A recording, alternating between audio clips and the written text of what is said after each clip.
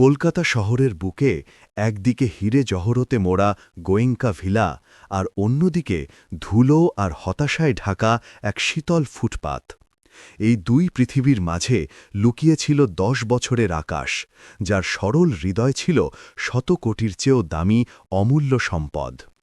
অচিরেই এক ভয়ঙ্কর অগ্নি পরীক্ষায় নিয়তি তাকে সেই ঝলমলে প্রাসাদের ভেতরে টেনে নিয়ে যাবে, যেখানে একটি জীবন বাঁচানোর পর সে নিজের সম্মান হারাবে সমাজের কঠোর নজরে। বলা হয় যে একজন গৃহহীন মানুষের জীবন রাস্তায় পড়ে থাকা সেই পাথরের মতো, যাকে সবাই লাথি মেরে সামনে এগিয়ে যায়। কেউ থেমে এটা দেখার চেষ্টা করে না যে হয়তো সেই পাথরের নিচে কোনো জীবন চাপা পড়ে আছে। ১০ বছরের আকাশ তেমনই এক জীবন কাটাচ্ছিল। কলকাতার উঁচু ঝলমলে দালানগুলোর নিচে এক ঠান্ডা ফুটপাতে ছিল তার ঘর। তার চোখ, যাই অল্প বয়সেই দুনিয়ার সমস্ত কঠোরতা দেখে ফেলেছিল, রোজ রাতে সামনের ওই আলিশান বাংলোর দিকে তাকিয়ে থাকত। সেই বাংলোটি ছিল শহরের অন্যতম বড় শিল্পপতি দীপক গোয়েনকার। গোয়েনকা ভিলা থেকে আসা পার্টির আলো, হাসির শব্দ এবং সুস্বাদু খাবারের সুগন্ধ আকাশের কাছে অন্য কোনো এক পৃথিবীর গল্পের মতো ছিল। তার কাছে ছিল একটি ছেঁড়া কম্বল এবং একটি ছোট্ট প্লাস্টিকের পলিথিন, যাকে সে ছাদ বলত। আকাশের মা বাবা কে ছিলেন তা তার মনে ছিল না।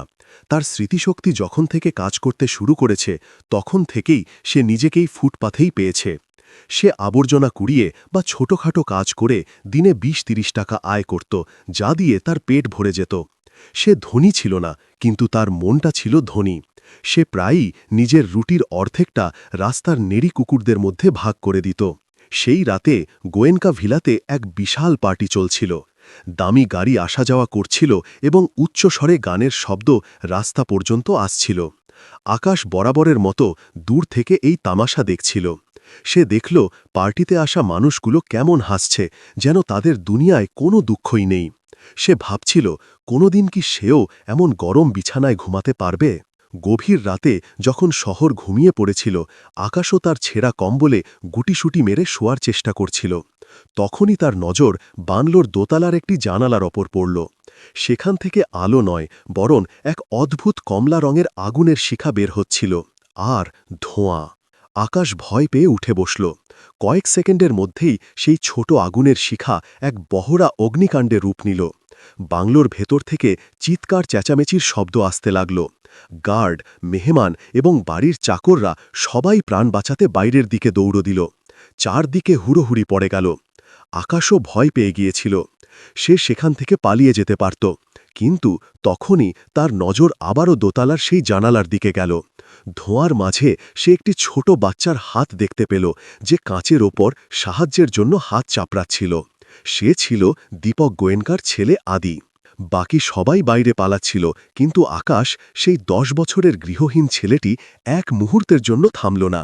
সে গেটের নিচ দিয়ে গলে গেল এবং সেই জ্বলন্ত বাংলোর দিকে দৌড় দিল। সে জানত না যে এই সাহসিকতাই তার জীবনের সবচেয়ে বড় পরীক্ষা হতে চলেছে। ভেতরের দৃশ্য ছিল ভয়াবহ। আগুন কোনো ক্ষুধার্ত রাক্ষসের মতো সবকিছু গ্রাস করছিল। দামি আসবাবপত্র, বিদেশি কার্পেট এবং দেওয়ালে টাঙানো ছবি সব পুড়ে ছাই হয়ে যাচ্ছিল। গরম বাতাস আর কালো ধোঁয়ায় আকাশের দম বন্ধ হয়ে আসছিল। তার চোখ জ্বলছিল। এক মুহূর্তের জন্য তার ছোট পা দুটো থমকে গেল। ভয় তাকে আঁকড়ে ধরল। এখান থেকে পালা, তার মস্তিষ্ক বলল। তোর প্রাণ চলে যাবে আর তাতে কারো কিছু আসবে যাবে না। কিন্তু তখনই ওপর থেকে আদির হালকা কাশি আর কান্নার শব্দ ভেসে এলো। সেই শব্দ আকাশের ভয়ের চেয়েও ভারী হয়ে দাঁড়াল। প্রধান সিঁড়িগুলো আগুনের শিখায় ঘিরেছিল। সেখান দিয়ে যাওয়া অসম্ভব ছিল। আকাশ তার সমস্ত সাহস সঞ্চয় করল। সে বাংলোর বাইরের নকশা নিজের চোখে বহুবার দেখেছিল। তার মনে পড়ল যে বাংলোর পেছনের অংশে চাকরদের আসা যাওয়ার জন্য একটি ছোট ঘোরানো সিঁড়ি ছিল। সে দেওয়াল হাটড়ে ধোঁয়া চিড়ে সেই সিঁড়ি পর্যন্ত পৌঁছল। লোহার সিঁড়িগুলো তাপে ফুটছিল, কিন্তু সে থামল না। সে প্রতিটি পদক্ষেপে নিজেকে সাহস দিচ্ছিল। ব্যাস, আর একটু, ওই বাচ্চাটার কাছে পৌঁছাতেই হবে। দোতলাটা তখন ধোঁয়ার কুণ্ডলী হয়ে গিয়েছিল। আকাশ তার ময়লা জামাটি খুলে ফেলল এবং কাছেই পড়ে থাকা একটি জলের জগ, যা হয়তো সাজিয়ে রাখার জন্য ছিল, দিয়ে তা ভিজিয়ে নিজের মুখে বেঁধে নিল। সে আদির নাম ধরে ডাকতে লাগল। আদি, তুমি কোথায়? একটি খাটের নিচ থেকে খড়খড় আওয়াজ এলো। আকাশ সেদিকে ঝাঁপিয়ে পড়ল। খাটের নিচে দামি নাইট স্যুট পরা আদি ভয়ে কাঁপছিল। সে এই গৃহহীন কালি পড়া ছেলেটিকে দেখে প্রথমে ভয় পেয়ে গেল, কিন্তু আকাশের চোখে সে রাগ দেখতে পেল না, এক অদ্ভুত শান্তি দেখতে পেল। ভয় পেও না, আকাশ তার হাত বাড়িয়ে দিয়ে বলল, আমি তোমাকে বাঁচাতে এসেছি। আদি ইতস্তত করে তার হাত ধরে ফেলল।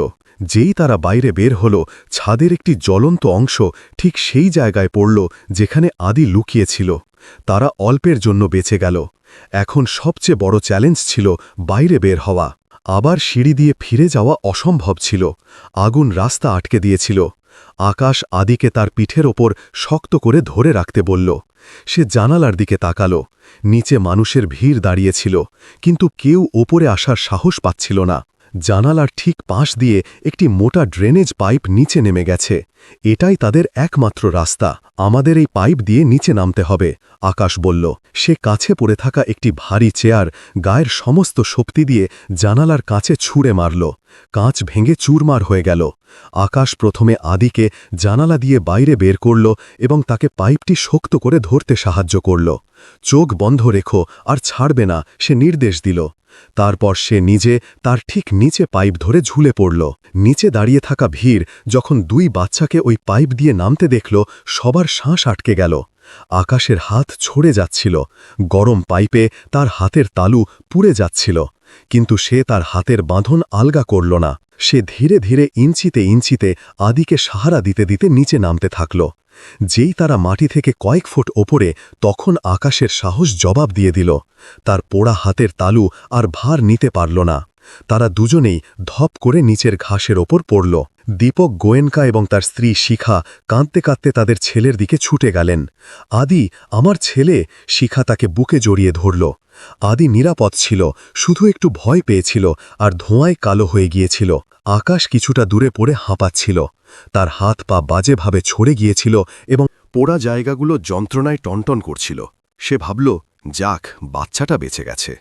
সে উঠে চুপচাপ সেখান থেকে যাওয়ার চেষ্টা করল। তখনই শিখা গোয়েনকার চিৎকার শোনা গেল, আমার হীরের হাড়, আমার নেকলেসটা কোথায়? সে আতঙ্কে নিজের গলা হাতড়াতে লাগল। ওটা তো আমার গলাই ছিল। আদি, তুমি কি দেখেছ? দীপক গোয়েঙ্কার নজর এবার আকাশের ওপর পড়ল, যে চুপচাপ অন্ধকারে সরে পড়ার চেষ্টা করছিল। তার ছেঁড়া পকেট, ময়লা জামাকাপড় গোয়েঙ্কার চোখে সন্দেহ ঢুকিয়ে দিল। দাঁড়াও! গোয়েঙ্কা গর্জে উঠল, গার্ডস, ধরো ওকে! দুজন গার্ড আকাশকে জাপটে ধরল। তুমি! দীপক তার কলার ধরল। তুমি আগুনের সুযোগ নিয়ে চুরি করার চেষ্টা করেছ। আমার ছেলেকে বাঁচানোর নাটক করছিলে। বলো, আমার স্ত্রীর হার কোথায়? আকাশের চোখ বিস্ময় আর বেদনায় বড় বড় হয়ে গেল। সাহাব, আমি কোনো চুরি করিনি, আমি তো শুধু... চুপ! শিখা চিৎকার করে উঠল। রাস্তার ছেলেরা এমনই হয়, এক হাতে সাহায্য করে আর অন্য হাতে লুটে নেয়। নিশ্চয়ই ওই হার চুরি করেছে। আকাশের পৃথিবীটা দুলে উঠল। যে হাত দিয়ে সে একটি জীবন বাঁচিয়েছিল, সেই হাতের ওপরই চুরির অপবাদ দেওয়া হল। না সাহাব, আমি কিছু নেইনি। আকাশের ক্ষীণ কণ্ঠস্বর সাইরেন আর হট্টগোলের শব্দে চাপা পড়ে গেল। তার পোড়া হাতের তালুর চেয়েও বেশি যন্ত্রণা এখন তার চোখে হচ্ছিল। আমি শুধু বাচ্চাটাকে দেখেছি। দীপক গোয়েঙ্কার মুখ রাগে লাল হয়ে যাচ্ছিল। একজন গৃহহীন নোংরা ছেলে আমার ঘরে ঢুকেছে, আর তুমি চাও আমি বিশ্বাস করে নিই যে তুমি কিছু চুরি করনি? আমার ছেলে হয়তো ধোঁয়ায় অজ্ঞান হয়ে গিয়েছিল, আর তুমি সুযোগ বুঝে... দীপক, এটা সেই হার যেটা মা আমাকে দিয়েছিলেন। শিখা কাঁদতে কাঁদতে বলল, কিন্তু তার কান্না ছেলের বাঁচার জন্য নয়, বরং হার হারানোর জন্য ছিল। কোটি টাকার ছিল। এই ছেলেটাই ওটা নিয়েছে। গার্ডরা আকাশকে শক্ত করে ধরে রেখেছিল। একজন গার্ড তার ছেঁড়া পকেটে তল্লাশি চালাতে শুরু করল। আকাশের পকেট থেকে কি আর বেরোবে? কিছু মার্বেল, একটা আধখাওয়া বিস্কুট আর সেই 10 টাকার নোট যা সে আজ আবর্জনা বিক্রি করে আয় করেছিল। দেখেছ? শিখা সেই জিনিসগুলো দেখে ঘৃণায় চিৎকার করে উঠল। চোর! এ তো সবে শুরু। ও নিশ্চয়ই হারটা অন্য কোথাও লুকিয়ে রেখেছে। আকাশ তার পোড়া হাতের তালুগুলো এগিয়ে দেওয়ার চেষ্টা করল। সাহাব, দেখুন, আমার হাত পুড়ে গেছে। আমি কিছু ধরতেও পারছি না। আমি শুধু আদি বাবাকে পাইপ দিয়ে নিচে নামিয়েছি। দীপক গোয়েঙ্কা তার হাতের তালুর দিকে একবার তাকিয়ে মুখ ফিরিয়ে নিল। নাটক করো না, এসব তোমাদের চাল, সহানুভূতি পাওয়ার চেষ্টা। এমন ক্ষত তো তোমরা রোজ রাস্তায় ভিক্ষা করার জন্য তৈরি করো। এটা ছিল অবিচারের চরম সীমা। যে সাহসিকতার জন্য তার বাহাবা পাওয়া উচিত ছিল, সেই সাহসিকতাকে তার সবচেয়ে বড় অপরাধ বানিয়ে দেওয়া হলো। তখনই পুলিশের জিপ এসে থামল। ইন্সপেক্টর রানা, যিনি গোয়েঙ্কাকে ভালোভাবেই চিনতেন, গাড়ি থেকে নামলেন। মিস্টার গোয়েঙ্কা, সব ঠিক আছে তো? আমি আগুন লাগার খবর পেলাম। ইন্সপেক্টর দীপক প্রায় গর্জে উঠল। আগুন তো নিভে যাবে, কিন্তু এই ছেলেটা যা করেছে, ওই সুযোগের ফয়দা তুলে আমার স্ত্রীর মহামূল্যবান হার চুরি করে নিয়েছে। ইন্সপেক্টর রানা আকাশকে আপাদমস্তক দেখলেন। 10 বছরের কালিপড়া, ভয়ে জড়সর একটি শিশু। দীপকজি, এ তো বাচ্চা ছেলে। এই বাচ্চারাই সবচেয়ে ধূর্ত হয় ইন্সপেক্টর। শিখা মাঝখানে কথা বলে উঠল। ওকে নিয়ে যান, ও পালিয়ে যাওয়ার আগেই। ওকে এত মারুন যেন সত্যিটা বলে দেয়, আমার হার ফেরত চাই। আকাশের চোখ দিয়ে জল গড়িয়ে পড়ল। আমি চুরি করিনি, আমি চুরি করিনি, সে একই কথা বলে যাচ্ছিল। ইন্সপেক্টর রানা তার ওপরওয়ালাকে নারাজ করা ঠিক মনে করলেন না। তিনি তার কনস্টেবলকে ইশারা করলেন, তোল একে জিপে, থানায় নিয়ে চল। না প্লিজ, আমি কিছু করিনি। আকাশ মাটিতে গোড়ালি ঘষে চিৎকার করতে লাগল, কিন্তু কনস্টেবল তাকে নির্দয়ভাবে ওঠাল এবং জিপের দিকে হেঁচড়াতে শুরু করল। ভিড়ের মানুষজন তামাশা দেখছিল। কেউ বলছিল, আজকালকার বাচ্চাদের কোনো বিশ্বাস নেই। কেউ বলছিল, বেচারা গোয়েঙ্কাজি, কত ক্ষতি হয়ে গেল। কেউ সেই বাচ্চাটির পোড়া হাত আর তার অসহায়ত্বের দিকে নজর দিল না। যেই কনস্টেবল তাকে জিপে তুলতে লাগল, আকাশের নজর শেষবারের মতো আদির ওপর পড়ল। আদি তার মায়ের কোলে লুকিয়ে বড় বড় চোখে এসব দেখছিল। সে কাঁদছিল না, কিছু বলছিলও না, সে শুধু দেখছিল। আকাশের মনে হল সেই মুহূর্তে আগুন তার ঘর নয়, বরং এই শিশুটির মন পুড়িয়ে ছাই করে দিয়েছে। পুলিশ স্টেশনের দরজা বন্ধ হল এবং 10 বছরের সেই হিরো চোর হয়ে অন্ধকার রাতে হারিয়ে গেল। পুলিশ স্টেশনের সেই ঠান্ডা স্যাঁতস্যাঁতে লকআপ কোনো নরকের চেয়ে কম ছিল না। আকাশকে এক কোণে ঠেলে দেওয়া হল, যেখানে আগে থেকেই আরও 2জন লোক বসেছিল, যারা তার দিকে এক দৃষ্টিতে তাকিয়েছিল। বাতাসে অদ্ভুত এক দুর্গন্ধ ছড়িয়েছিল। বাইরের রাতের নিস্তব্ধতা মাঝে মাঝে ইন্সপেক্টর রানার গর্জন চিরে দিচ্ছিল, যিনি ফোনে গোয়েঙ্কাকে সান্ত্বনা দিচ্ছিলেন। আপনি চিন্তা করবেন না স্যার, সকাল পর্যন্ত সত্যিটা বের করে নেব।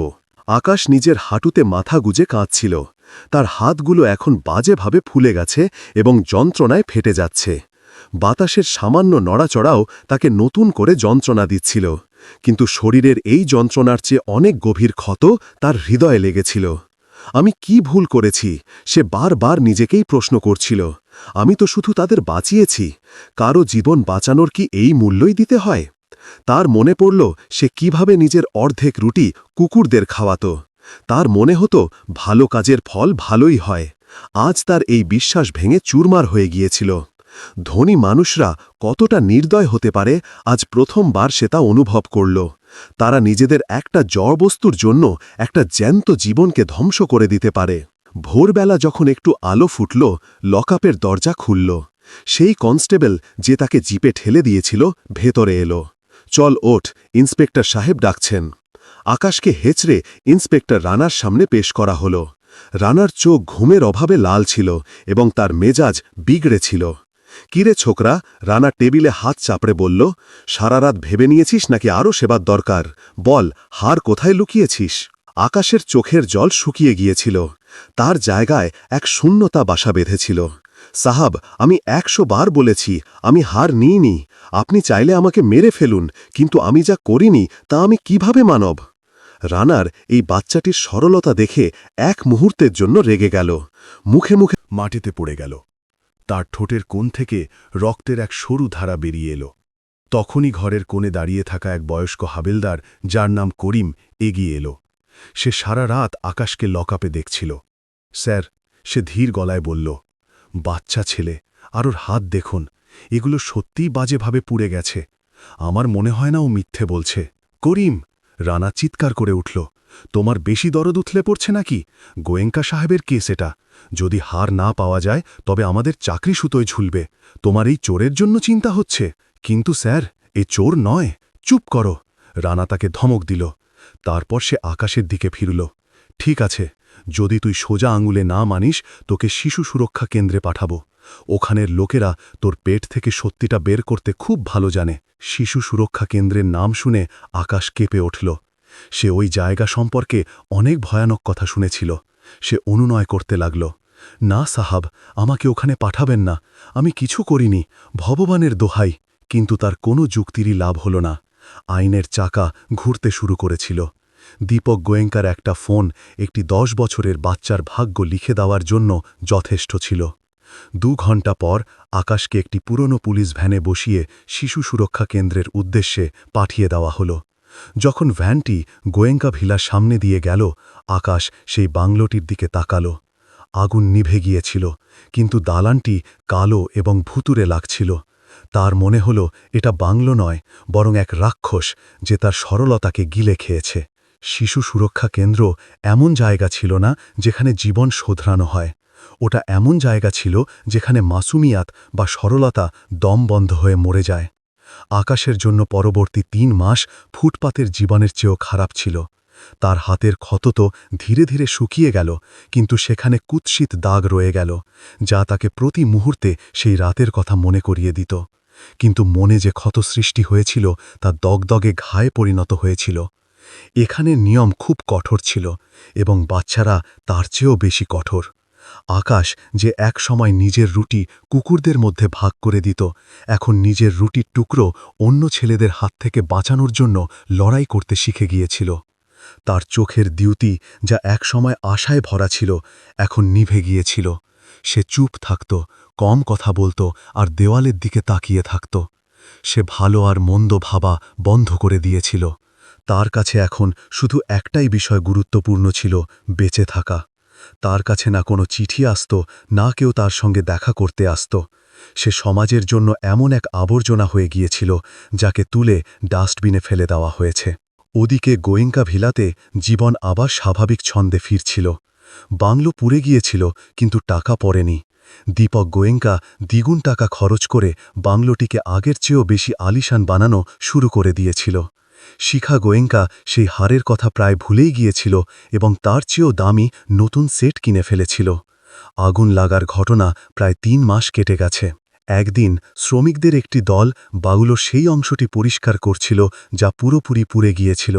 আদির ঘর, সব কিছু পুড়ে ছাই হয়ে গিয়েছিল। শ্রমিকরা পোড়া আসবাবপত্র আর ধ্বংসস্তূপ বাইরে ফেলছিল।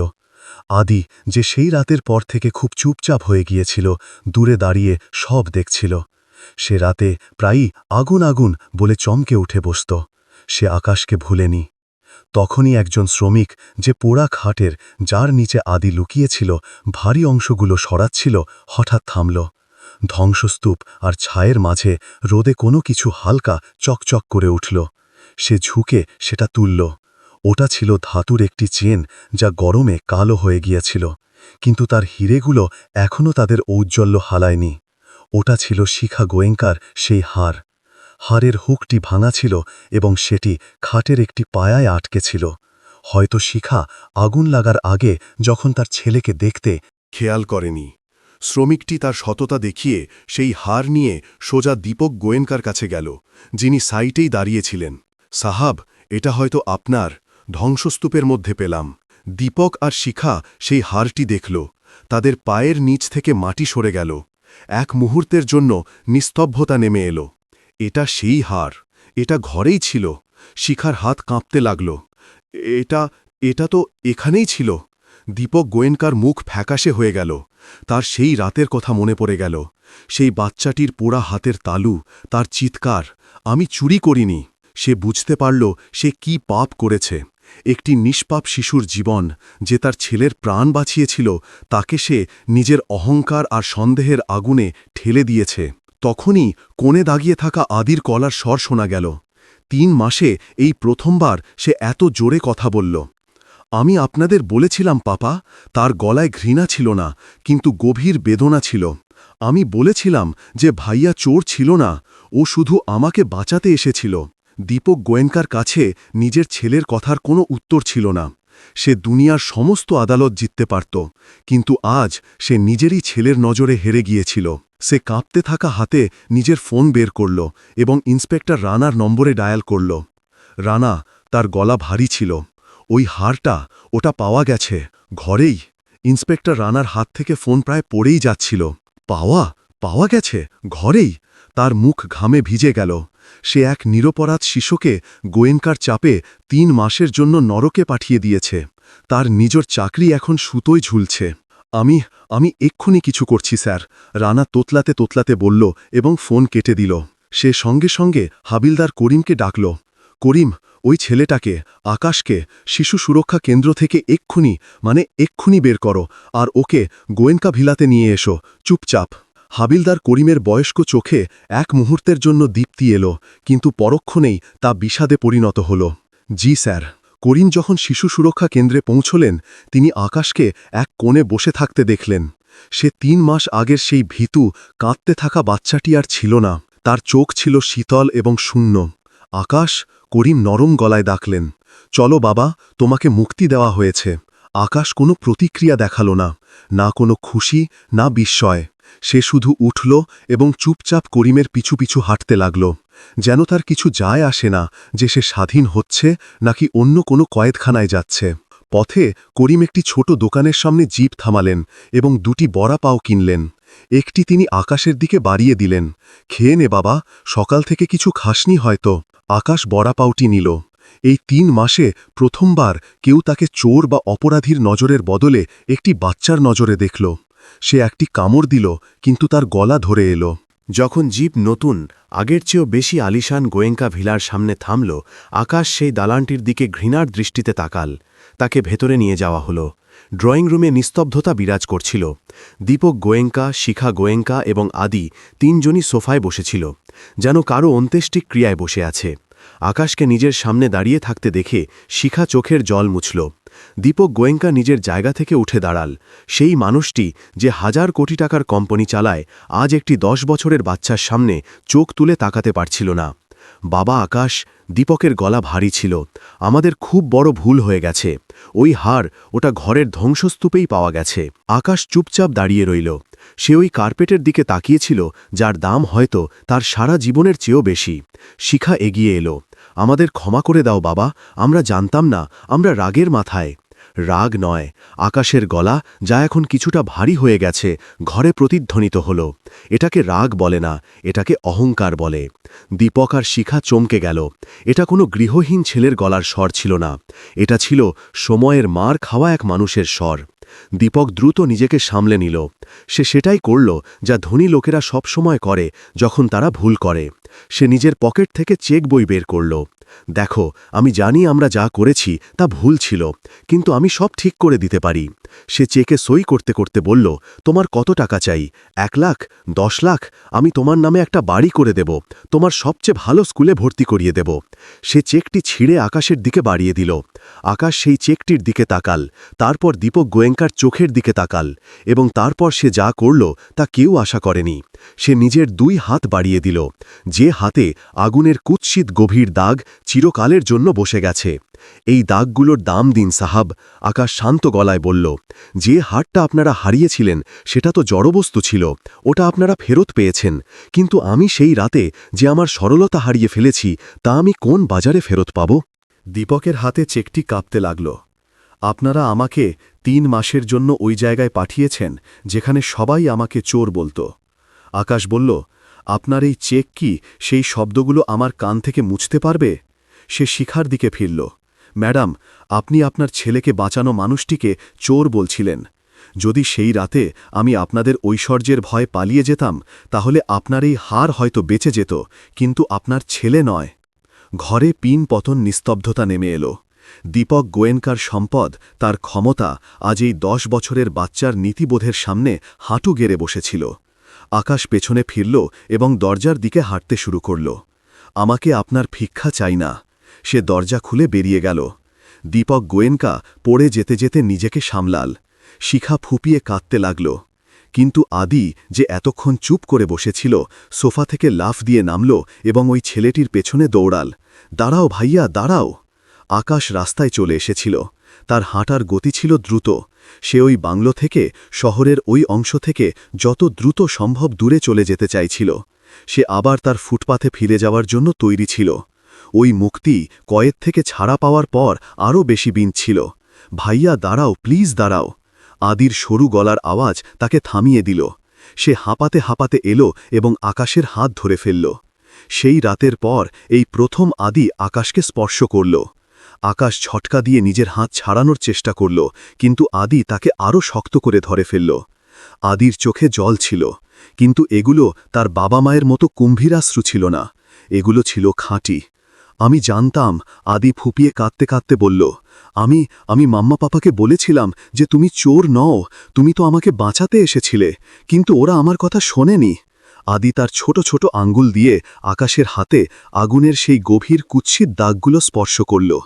এতে ব্যথা করে? আকাশের হৃদয়, যা শিশু সুরক্ষা কেন্দ্রে পাথর হয়ে গিয়েছিল, এই একটি নিষ্পাপ প্রশ্নে গলে গেল। সে কিছু বলতে পারল না, শুধু তার পোড়া হাতের তালুর দিকে তাকিয়ে রইল, যা একটি বাচ্চা আদর করে হাত বুলিয়ে দিচ্ছে। তখনই বাংলোর গেটে দীপক আর শিখা গোয়েঙ্কাও এসে দাঁড়াল। তাদের দুজনকে পরাজিত মনে হচ্ছিল। দীপকের হাতে সেই চেকটি এখনও ছিল, যা এখন বৃষ্টির ফোঁটায় ভিজতে শুরু করেছে। আকাশ বাবা, প্লিজ, দীপক শেষবারের মতো চেষ্টা করল। আদির কথা মেনে নাও, বাড়ি চলো, তুমি যা বলবে। সব কিছু টাকা দিয়ে কেনা যায় না সাহেব। এই গলার স্বর আকাশের ছিল না, এটা ছিল হাবিলদার করিমের, যিনি চুপচাপ তার জিপের কাছে দাঁড়িয়ে এসব দেখছিলেন। করিম এগিয়ে এলেন। তার উর্দি ছিল পুরনো, কিন্তু তার চোখে এমন এক সততা ছিল যা গোয়েঙ্কার দামি স্যুটে ছিল না। 3 মাস, করিম দীপকের দিকে তাকিয়ে বললেন। 3 মাস এই বাচ্চাটা যা ভোগ করেছে তা আপনারা কল্পনাও করতে পারবেন না। আর আপনারা ভাবছেন এই চেক সেই সময়টা ফিরিয়ে আনবে? করিম তার টুপি খুললেন এবং আকাশের কাঁধে হাত রাখলেন। তুমি ঠিক বলেছ বাবা, তুমি তাদের সম্পদ নয়, তাদের ছেলের জীবন বাঁচিয়েছিলে। তিনি আকাশের সামনে ঝুঁকলেন। আমার কেউ নেই বাবা, ছেলেমেয়েরা বাইরে সেটেল হয়ে গেছে। পুলিশ কোয়ার্টারে আমার একটা ছোট ঘর আছে, ফুটপাথের চেয়ে তো ভালোই। সেখানে তুমি আমার সাথে থাকবে। আমি তোমাকে টাকা দিতে পারবো না, কিন্তু আমি তোমাকে পড়াশোনা করাবো, একজন বাবার পরিচয় দিতে পারি। আকাশ এক মুহূর্তের জন্য হাবিলদার করিমের বলিরেখা পড়া মুখের দিকে তাকাল। তারপর সে কাঁপতে থাকা দীপক গোয়েঙ্কা এবং কাঁদতে থাকা শিখাকে দেখল, এবং শেষে সে আদিকে দেখল, যে এখনও তার হাত ধরেছিল। আকাশ ধীরে ধীরে আদির হাত ছেড়ে দিল এবং এগিয়ে গিয়ে হাবিলদার করিমের হাত ধরে ফেলল। এটি ছিল এক নীরব সম্মতি। দীপক গোয়েঙ্কার হাত থেকে সেই চেকটি ফসকে মাটিতে পড়ে গেল এবং রাস্তার নোংরা জলে ভেসে যেতে লাগল। সে তার জীবনের সবচেয়ে বড় সম্পদ, একটি ছেলের প্রতি সম্মান এবং একজন হিরোর বিশ্বাস চিরকালের জন্য হারিয়ে ফেলেছিল। সময় কেটে গেল। দীপক গোয়েঙ্কার বাংলো আবার দাঁড়িয়ে গেল, কিন্তু সেই ঘরে আর হাসি প্রতিধ্বনিত হতো না। আদি বড় হয়ে কখনো তার বাবার মতো হল না। সে সব সময় সেই আকাশ ভাইয়াকে মনে রাখত, যে তাকে শিখিয়েছিল যে আসল সাহসিকতা টাকায় নয়, হৃদয়ে থাকে। আর আকাশ, হাবিলদার করিম তার কথা রেখেছিলেন। আকাশের নাম এখন হল আকাশ করিম। সে পড়াশোনা করল, অনেক পড়াশোনা। তার হাতের দাগগুলো কখনো মুছল না, কিন্তু এখন সেগুলো তাকে চুরির কথা নয়, বরং এক ত্যাগের কথা মনে করিয়ে দিত। বলা হয়, কর্মের হিসাব খুব গভীর হয়। গোয়েঙ্কা পরিবারের কোনো জেল হল না, কিন্তু তারা আজীবন সাজা পেল। তাদের নিজেদেরই ছেলের নজরে অপরাধী হয়ে বাঁচতে হল।